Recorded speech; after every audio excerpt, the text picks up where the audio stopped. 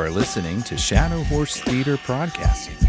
We come to you from the shadowy fields of Minnesota with Dark Pony Radio Show, presented to you by the Dark Pony Players, featuring Antonia Perez, and introducing the Dark Gentleman. This episode is sponsored by F&X Fitness. We become greater when we rise up together. Supplements should taste good. If you're going to drink protein, greens, or even pre-workout, don't skip out on good flavor and quality ingredients. F&X Fitness has the best flavors and prides itself on being locally sourced with no fillers. Visit our fiendish friends at www.fnxfit.com and use code DARKPONY to receive 40% off at checkout. And our other sponsor, the Living Artist Podcast. Don't wait until you're dead to make a living as an artist. And now is, as always, the Pale Lady.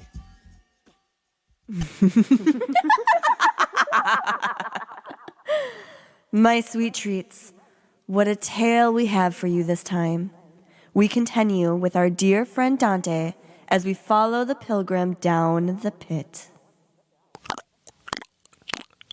My ludicrous lovely, how I miss our dear Dante. Forenzia is such a spellbinding, sensational slice of dolefulness. It reminds me of the great city of Dis. Let us not keep my sweet ones from this continued adventure to the hellscape of joy.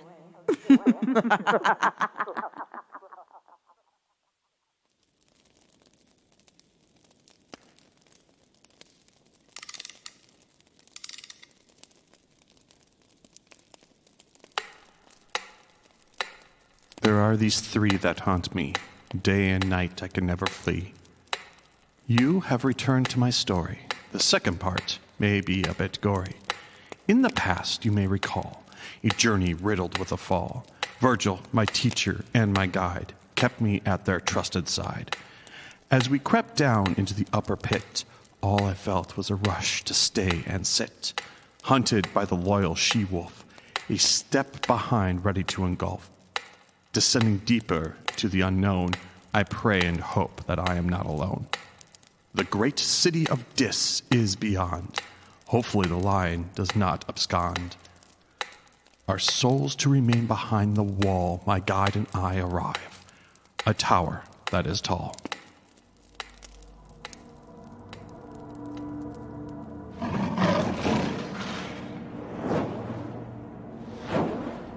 Teacher, look above. In the distance, beyond the tower, over the vast sea of the river Styx, there are two small flames that flare about. What signal is this? And the other flame, what does it answer? And who's doing this? You should already see across the filthy waves what has been summoned, unless the marsh vapors hide it from you. Small boat with a solitary steersman. It seems to be skimming in our direction. Ha ha! I've got you now, you wretched soul! Pelagius? Pelagius, this time you shout in vain. You will have us with you no longer than it takes to cross the muck. Virgil! Young one, careful. Pelagius, a creature of fire and anger, and if they feel a rage upon them, flames will flare and encompass that around them. Bored. Calmly enter.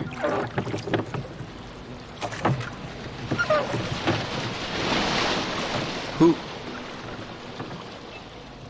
How is this possible, my teacher? This soul arose from the water. Who are you? Who come before your time? Though I come, I do not stay. But who are you, in all your ugliness? You see that I am the one who weeps. May you weep and wail, stuck here in this place forever, you damned soul. For filthy as you are, I recognize you. Away! Get down there with the other curs. Stop! Keep your hands away! Indignant soul, blessed is she in whose womb you were conceived.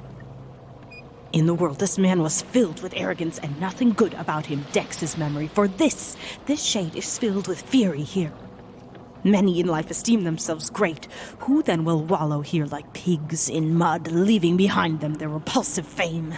Teacher, it certainly would make me happy to see him dunked deep in this slop just once before we leave this lake. It truly would. Before the other shore comes into sight, you will be satisfied. A wish like that is worthy of fulfillment. Damn. Let me go. I do not wish to go. No. You can't take me.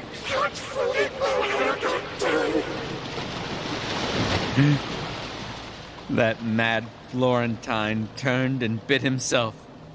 I thank the Lord for that sight.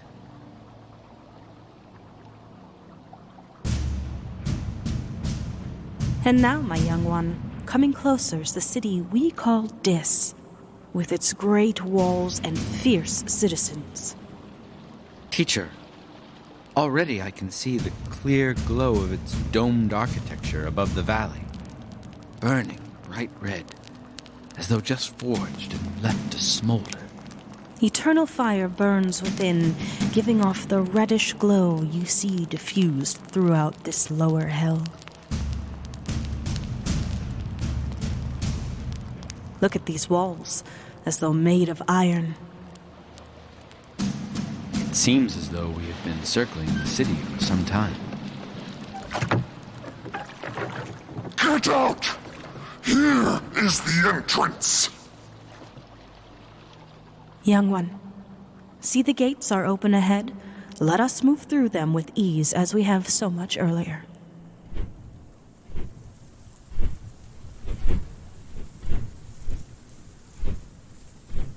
Who is approaching?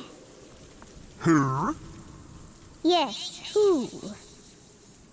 Who indeed? Who without death dares walk into this kingdom of the dead? Wait here, young one. I shall speak with these fiendish angels. The two who speak so clearly are Wormwood and Mephistopheles. The others are equally cruel. Their wings are just as dangerous as their words. They sit there perched above the doorway into the city. You come, but they must go. Who thought to walk so boldly through this realm? Let them retrace their foolish way alone. Just let them try. And you, who led him here through this dark land, you'll stay right where you are. O my dear guide, who more than 7 times restored my confidence and rescued me from the many dangers that blocked my going on. Please don't leave me. Please. If the journey onward is denied us, let's turn our footsteps back together quickly.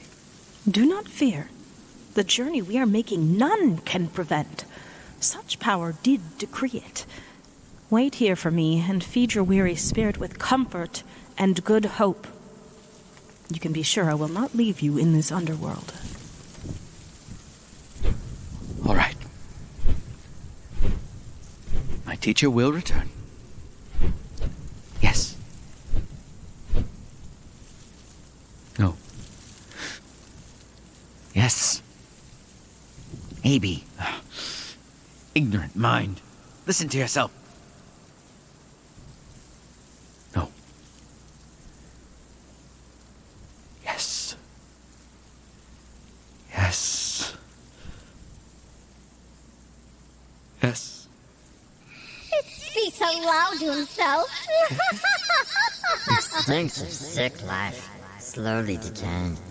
It brings a tear to this dark eye. Would it play a game of chance or fun with us, dear Uza?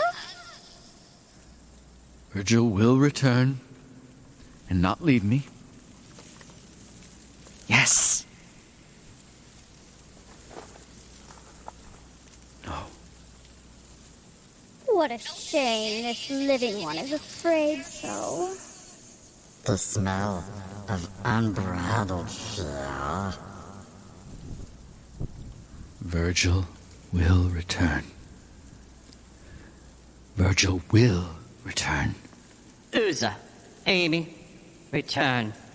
We are done with these creatures. Come, Uza. Mephistopheles calls for us to join the flock.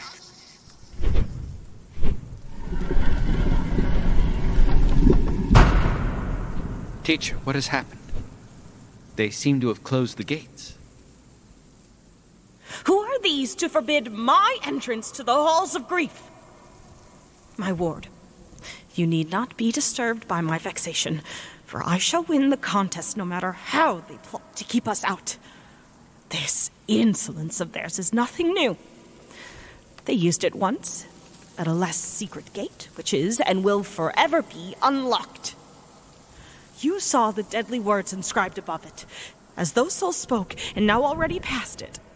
And descending across the circles down the slope alone comes one by whom the city will be opened.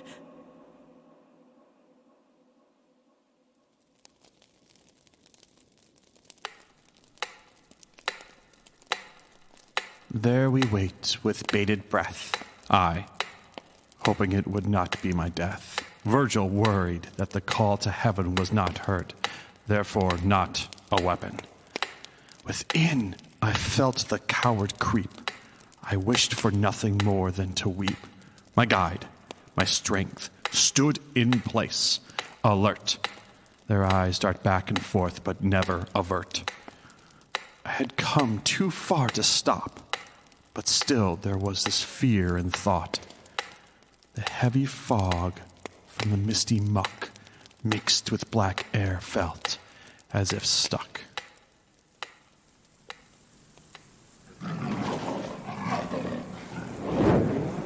But surely we were meant to win this fight, or else... But no, such help was promised. Oh, how much time it's taking him to come! Has anyone before ever descended to this sad hollow's depths from that first circle, whose pain is all in having hope cut off? It is not unusual for one of us to make the journey I am making now. But it happens I was down here once before, conjured by that heartless witch Erictho. Soon after I had left my flesh in death, she sent me through these walls and down as far as the pit of Judas to bring a spirit out. And that place is the lowest and the darkest and the farthest from the sphere that circles all. I know the road, and well, you can be sure. I heard the name of Erictho once before. I pray I don't again.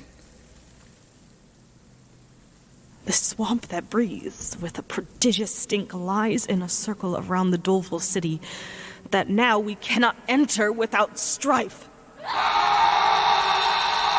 What is that sound? Look, there, above the gate. The fierce Erinese. They are stained with blood. Their bodies and their gestures are those of females, and their waists are bound in cords of wild green hydras. Horned snakes and little serpents grow as hair. The one on the left is Megara. And to the right, raving, is Alecto.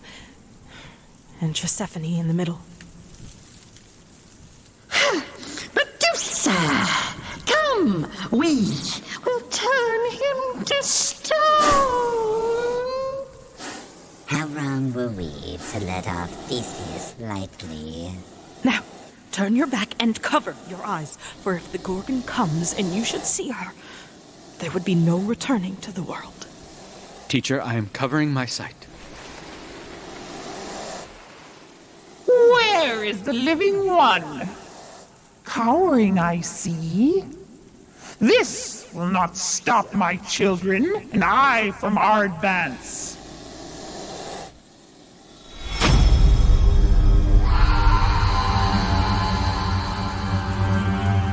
Now turn around and set your sight along the ancient scum there where the marsh's mist is hovering thickest.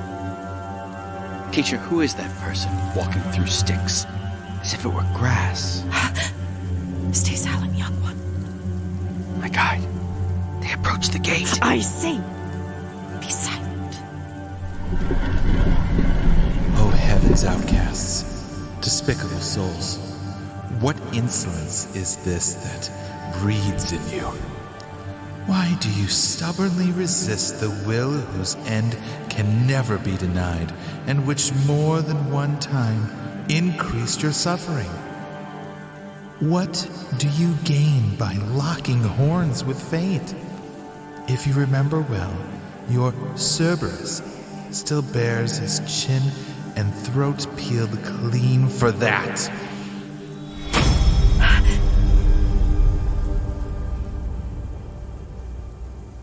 Come now, that the emissary is gone, the entrance has been opened for us.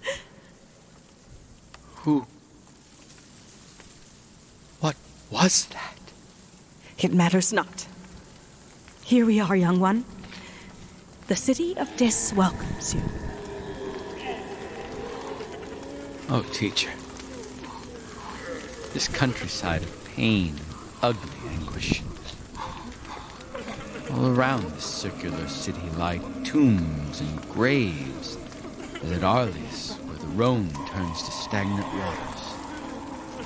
My ward, as you look closer, the crueler purpose of these tombs are tormenting these souls, with flame glowing far more hot than iron an artisan might use.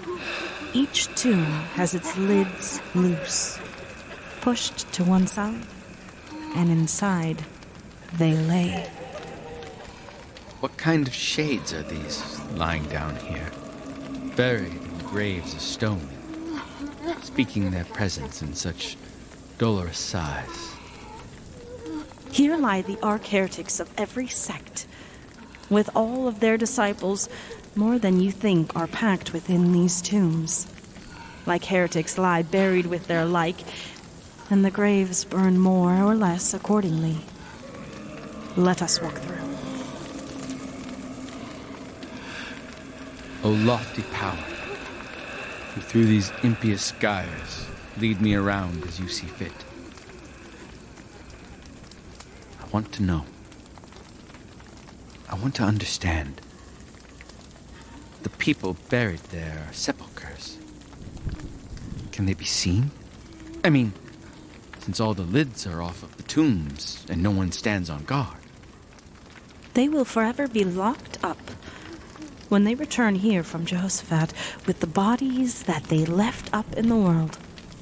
This private cemetery we walk through now serves Epicurus and their followers, who make the soul die when the body dies. As for the question you asked me, it will be answered soon. While we are here, and the wish you are keeping from me will be granted. My good guide, I do not hide my heart. I'm trying not to talk too much, as you have told me more than once to do. Oh, Tuscan, you walk through our flaming city alive and speaking with such elegance. Be kind enough to stop here for a while. Your mode of speech identifies you clearly as one whose birthplace is that noble city, with which in my time perhaps, it was too harsh. My ward, what are you doing? Turn around and look at Farinata, who has risen. You see them from the waist up, standing straight. Be sure you choose your words with care. And who would your ancestors be? Those that rival.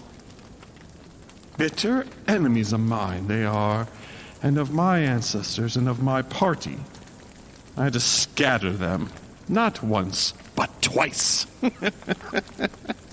They were expelled, but only to return from everywhere Not once, but twice. An art your ancestors have never mastered. If it be great genius that carries you along through this blind jail, where is my son? Why is he not with you? I do not come alone. That one waiting over there guides me through here. Perhaps your Guido held in scorn. What did you say? He held? Is he not living? The day's sweet light no longer strikes his eyes. I understand your response. Leave me be. In art your ancestors have never mastered. That gives me greater pain than does this bed. But the face of the queen who reigns down here will glow more than 50 times before you learn how hard it is to master such an art. And as I hope that you may once more know the sweet world, tell me, why should your party be so harsh to my clan in every law they make? The massacre and butchery that stained the waters of the Arbia red now cause such laws to issue from our councils. It was not I alone who took part, nor certainly would I have joined the rest without good cause. But I alone stood up when all of them were ready to have Florence razed. It was I who openly stood up in her defense. And now, as I would have your seed find peace, I beg you to resolve a problem that has kept my reason tangled in a knot. If I've heard correctly, all of you can see ahead to what the future holds, but your knowledge of the present is not clear. Down here, we see like those with faulty vision who only see what's at a distance. This much the Sovereign Lord grants us here. When events are close to us, or when they happen, our mind is blank. And were it not for the others, we would not know nothing of your living state. Thus, you can understand how all our knowledge will be completely dead at the time when the door to the future things is closed forever. Now, will you please tell the fallen one over there? His son is still on earth among the living. And if, when he asked, silence was my answer, tell him, while he was speaking, all my thoughts were struggling with that point you solved for me. Young one, we must continue on through. Who shares your tomb along with you? More than 1,000 lie with me. The second Frederick is here, and the Cardinal is with us. And the rest I shall not mention. What troubles you? Why are you so distraught? Be sure your mind retains those words you heard pronounced against yourself, and listen carefully now. When at last you stand in the glow of her sweet ray, the one whose splendid eyes see everything, from her you will learn your life's itinerary. Let us move to the center by a path that strikes into a veil.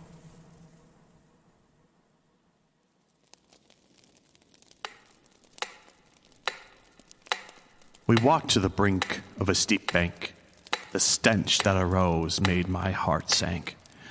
Below this bank was a den of crueler pain. The deep abyss vomited us back to the plain. Still, amongst the heretical tombs, this deep lingering hell still looms.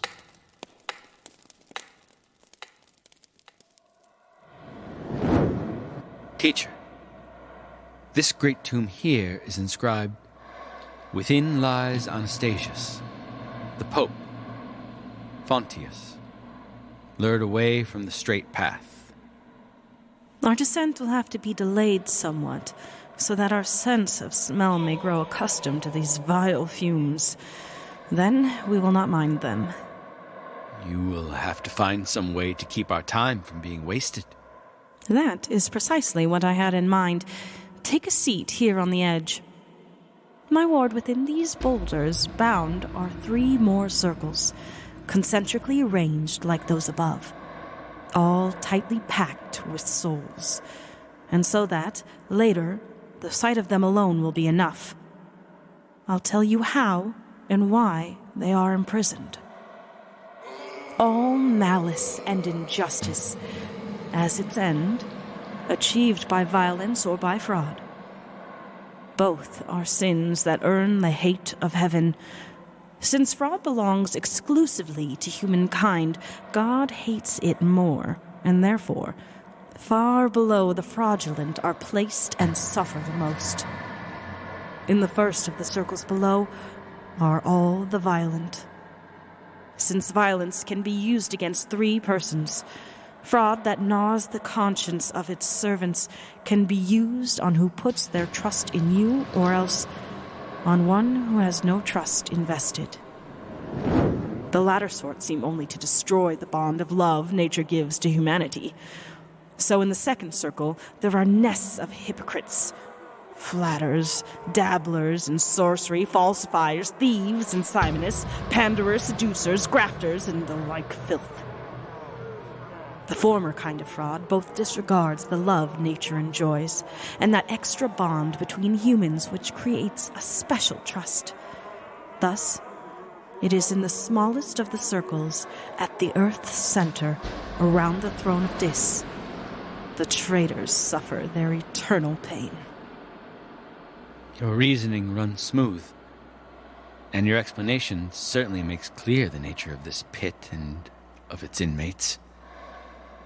But what of those in the slimy swamp? Those driven by the wind, those beat by the rain, and those who come to blows with harsh restraints? Why are they too not punished here in the City of Flame? Why do you let your thoughts stray from the path they are accustomed to? Or have I missed the point you have in mind? You will clearly see why they are separated from these malicious ones. Now, follow me. We should be getting on, and the passage down the bank is farther on.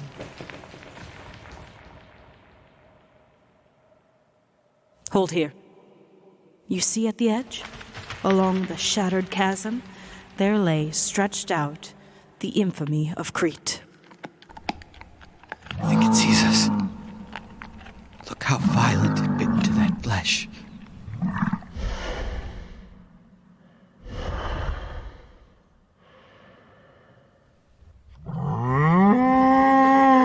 Perhaps you think you see the Duke of Athens come again, who came once in the world to bring your death? Begone, you beast, for this one is not led down here by means of clues your sister gave him. He comes here only to observe your torments.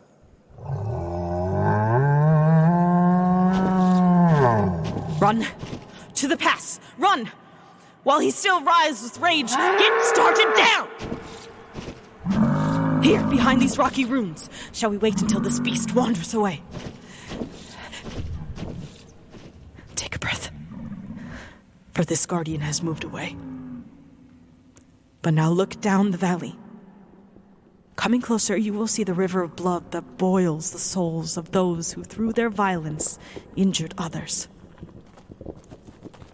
The river is wide and curved like a bow. You there. On your way down. What torture are you seeking? Speak where you stand. If not, I will draw my bow. Our answer we will give to Chiron when we are at his side. As for you, I see you as rash as ever. Very well. Follow. That one, leading us, is Nessus.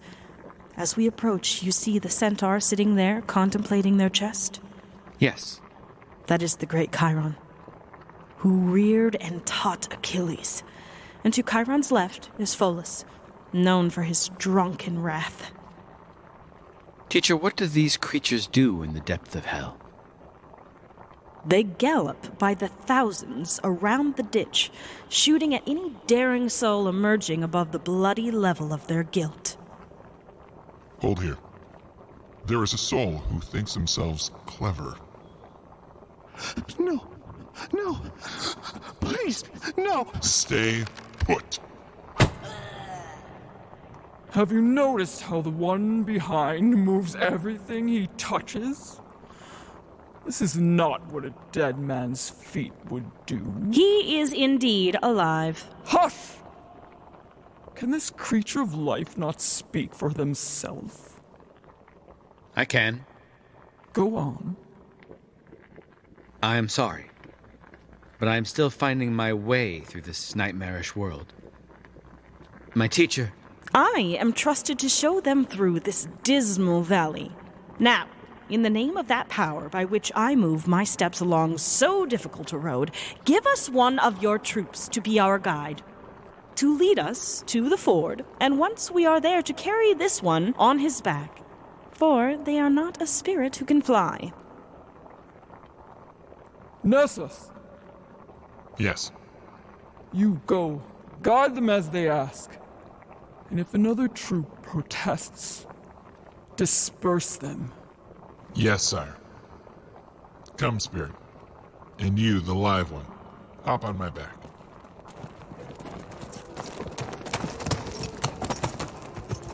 They are suffering.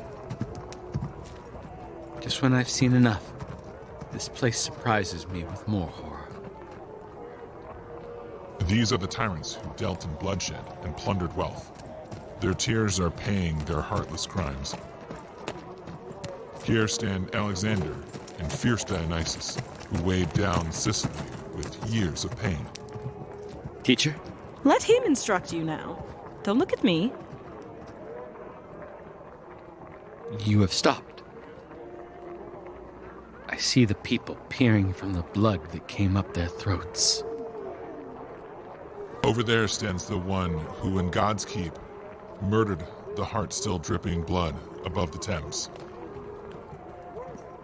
Just as you see the boiling river here, on this side getting shallow gradually, I would also have you know that the other side, the riverbed sinks deeper more and more until it reaches the deepest meeting place where tyrants moan. It is there that heaven's justice strikes its blow against Attila, known as the Scourge of Earth, against Pyrrhus and Sextus, and forever extracts their tears. The scalding blood produces from Cornetto and Pazzo, whose battlefields were highways where they robbed. This is where I leave you.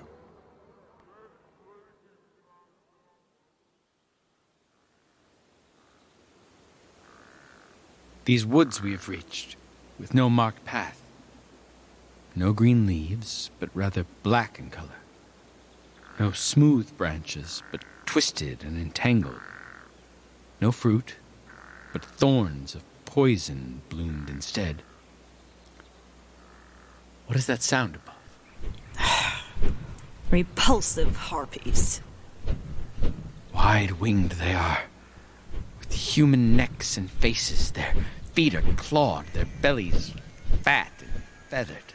Before we go on farther, remember, you are in the second round, and shall be till we reach the dreadful sand. Now, look around you carefully. See with your own eyes what I will not describe, for if I did, you wouldn't believe my words. Teacher, I hear those sounds of wailing, and yet I'm bewildered. I see no one that would be making those sounds. Perhaps they're all hiding behind the stumps and wood? If you break off a little branch of any of these plants, what are you thinking now we'll break off to? Why are you tearing me? Why do you rip me? Have you no sense of pity whatsoever? People were we once. Now we are changed to scrub. But even if we had been souls of serpents, Your hand should have shown more pity than it did. Teacher, they bleed dark blood. O wounded soul, if he had only let himself believe what he had read in verses I once wrote, he never would have raised his hand against you, but the truth itself was so incredible. I urged him on to do the thing that grieves me, but tell him who you were. He can make amends, and will, by making bloom again your fame in the world above, where his return is sure. So appealing are your lovely words. I must reply. Be not displeased if I am lured into a little conversation. I am that one who held both of the keys that fitted Frederick's heart. I turned them both, locking and unlocking, with such finesse that I let few into his confidence. I was so faithful to my glorious office. I lost not only sleep, but life itself. My mind moved by scornful satisfaction, believing death would free me from all scorn. Made me unjust to me, who was all unjust. I do recall this story. Pier del Vigne. By these strange roots of my own tree, I swear to you that never once did I break faith with my lord, who was so worthy of all honor. If one of you should go back to the world, restore the memory of me, who here remains cut down by the blow that envy gave. Since he is silent now, don't lose your chance. Ask him, if there is more you wish to know. Why don't you keep questioning and ask him, for my part? What I would ask for, I cannot. Such pity chokes my heart. That this person may fulfill generously what your words cry out for. Imprisoned soul, may it please you to continue by telling us just how a soul gets bound into knots, and tell us, if you know, whether any soul might someday leave his branches. Your question will be answered very briefly. The moment that the violent soul departs the body, it has torn itself away from. Minus sends it down to the seventh hole. It drops to the wood, not in a place allotted, but anywhere that fortune tosses it. There, like a grain of spelt, it germinates, soon springs into a sapling, then a wild tree. At last the harpies, feasting on its leaves, create its pain, and for the pain an outlet. Like the rest, we shall return to claim our bodies, but never again to wear them. Wrong it is for a person to have again what he once cast off. We shall drag them here, and all along the mournful forest, our bodies shall hang forevermore, each one on a thorn of its own alien shade. Who are these two naked, gashed souls running in our direction? Come on. Come quickly, Death. Oh, your legs. Oh, we're not so nimble when you jousted in the tournament of Topo. A slight slip, as that is unfortunate for you, Giacomo. Watch as those ravenous dogs catch the fallen wretch, as they sink their fangs in and rip them apart piece by piece. They shall run off again soon. My ward, come. To the thorn bush, where the other soul is wrapped up. Oh, Giacomo de Saint-André, what good was it for you to hide in me? What fault have I if you led an evil life? Who were you once that now, through many wounds, breathes a grieving sermon with your blood. O souls who have just come in time to see this unjust mutilation that has separated me from all my leaves, gather them round the foot of this sad bush. I was from the city that took the Baptist in exchange for her first patron, who for this swears by his art. She will have endless sorrow, and were it not that on the Arno's bridge some vestige of his image still remains, those citizens who build anew the city on the ashes that Attila left behind would have accomplished such a task in vain. I turned my home into my hanging place.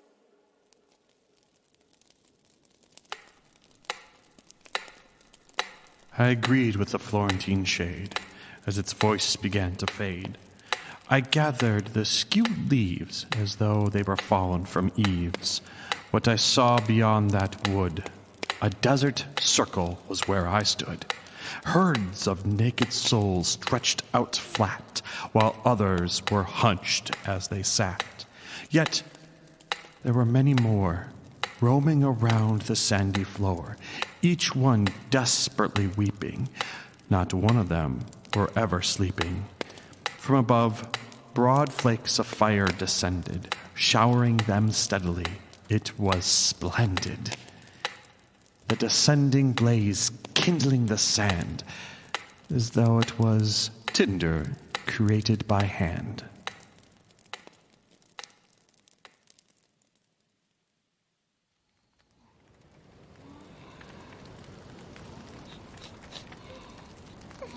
Teacher, you who overcome all opposition, except those tough demons who came to meet us at the gate of Dis, who is that mighty one that seems unbothered by burning, stretched sullen and disdainful there, looking as if the rainfall could not tame him?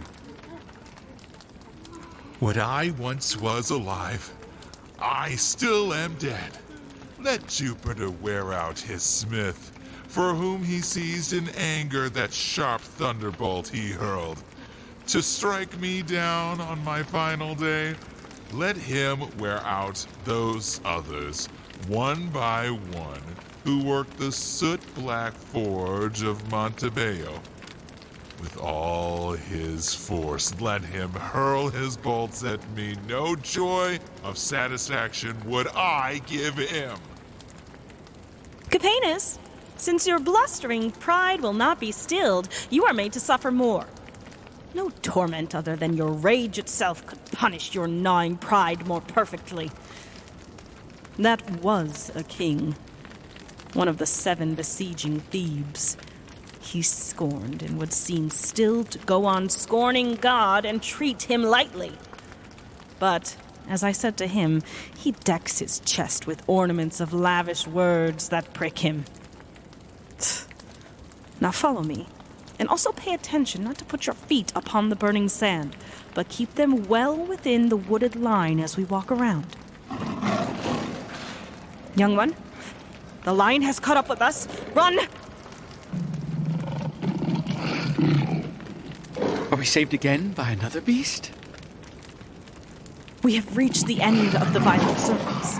The fraudulent are yet to come. The lion has crossed in too far. The ward here has given us a chance to move deeper. Let them fight.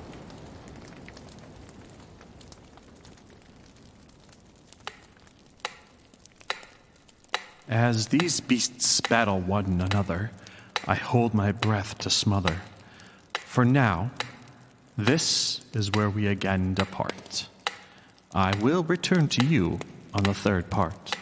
Closer to the center I do reach, the more the pain of hell does leach. Yet the worst has yet been seen. The second part was surely mean. I jest, of course. My time is near, as the 3 beside me smile and leer. The pale little lady, face sunken and dear, writhes closer to me, causing fear. The dark gentleman laughs and reads. All I hear are the nightmares he feeds. And lastly, the one who is hidden. Slowly, it reveals the forbidden. With the three of them at my side, I trust the words I write with pride.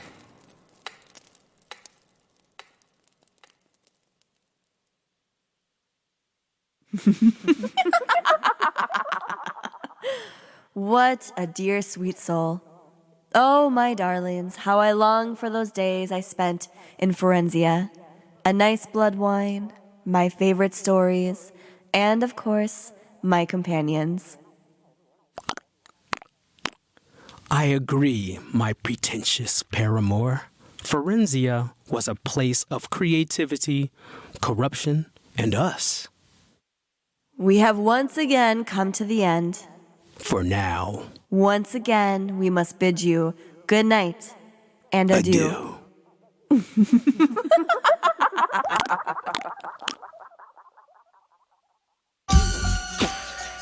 just heard tonight's performance of the Dark Pony Radio Show with voices from the Dark Pony players: Matt Sachs, Max Bessner, Matthew Kelly, TJ Jacobs, Terrell Woods, and Mara Rose. Featuring Antonia Perez. Sound designer and engineering from Benjamin Conklin. A Haunting for the Ages, written by M.Terrell Woods. Performed by Carnage the Executioner, courtesy of the artist. Tonight's performance was an original adaptation of Dante's Inferno by Aid Hajjaj. Sponsored by FNX Fitness. We become greater when we rise up together. And the Living Artist Podcast. Don't wait until you're dead to make a living as an artist. This has been a Shadow Horse Theater production.